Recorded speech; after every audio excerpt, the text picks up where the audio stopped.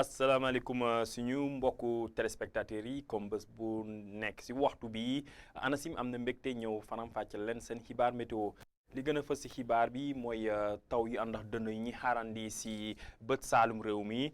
taw yooyu nag ñu ngi koy xaar diggante Kédougou dem ba Kolda ba Ziguinchor suñu xoolee diggante Dakar dem ba Ndar foofu tamit si wetu tefes bi nañ fa am ay niir yu bëri niir yooyu mën nañ andi ay wis-wisal nañ xool suñu naatal satellite bi dina wane niir yi nga xamante ni yi doxantu si diggante Dakar dem ba Ndar wante niir yi fu mu gën a bëree mooy si bët saalum réew mi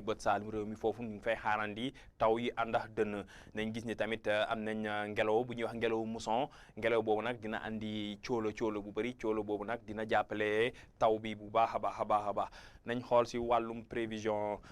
dem tey su guddi dem ba si suba si nañ gis ni que niir yi nañ wàlliyaan si diggante Dakar dem ba Ndar foofu nañ fa am ay niir yi nga xamante ni mën nañ andi ay wis-wisal wante niir yi fu mu gën a bëree mooy si bët saalum réew mi foofu moom ñu ngi fay xaarandi ay taw yi àndax dënn taw yi nag si diggante Ziguinchor dem Sédhiou Kolda ba Kédougou taw yi nag Kédougou lay gën tàmmalee si guddi si mu wàlliyaan dem si gox-goxaan yi nekk Ziguinchor foofu moom si suba si la ñuy xaar taw bi.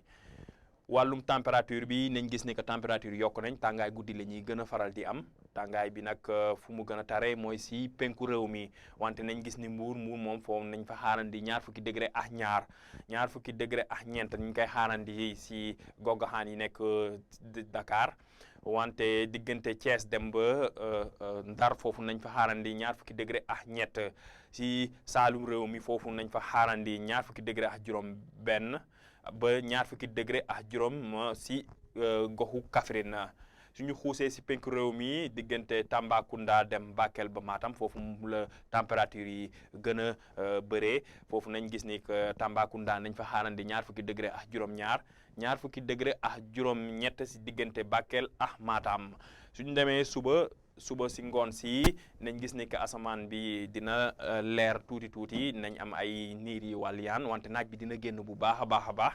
wante taw bi tamit dina desandi taw mi nag fu muy desandi mooy si Kédougou foofu moom nañ fa xaarandi ay taw yu àndax dënn taw yu fort yu àndax dënn suñu demee si côté tefes bi foofu nañ gis ni que ngelaw géej bi muy ëpp ba léegi